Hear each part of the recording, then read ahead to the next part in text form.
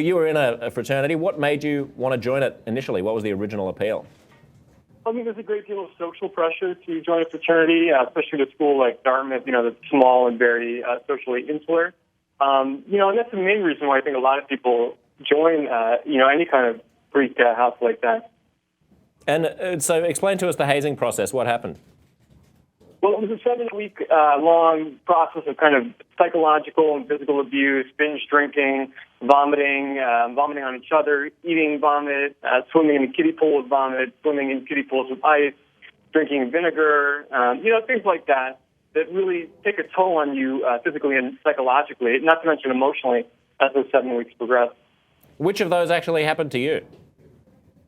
Drinking vinegar, swimming in the kiddie pool, swimming in ice, being vomited on other French brothers, vomiting almost daily in pledge activities. Did you get the impression that that's common, or were you anomalous? I mean, at Dartmouth, the fraternity that I was a member of was pretty middle of the road. I mean, there were certainly houses that had harder pledge terms and those that had softer pledge terms.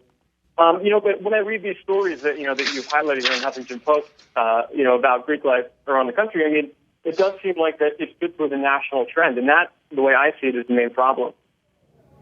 Gideon, tell us about your experience. You were in a frat for 48 hours. Why?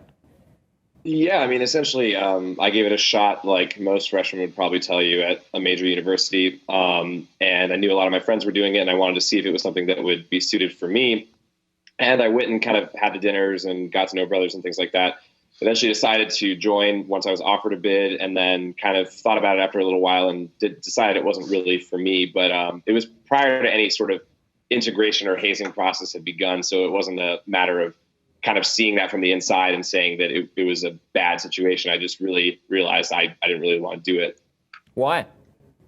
I mean, the sense of commitment to something like that wasn't really for me at the time. And it kind of felt like I was going to be contributing this financial amount that I didn't really have, going to a university that already charges me thousands and thousands of dollars to a social organization that I didn't really know that I was going to want to commit to for any kind of long term at all.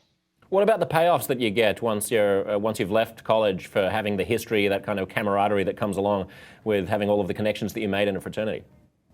I mean, I think that's definitely a valid point, but I think that you can kind of construct that sort of any way that you want to. The kind of blanket term that people use in college saying that you're networking or something like that is really a matter of the way that you present yourself sort of in any kind of social environment. And I mean, that can be accomplished through fraternities and having that link to that brotherhood that you're always going to have once you graduate, but it can be accomplished through kind of any other group that you join on campus or professional organizations that you might involve yourself in.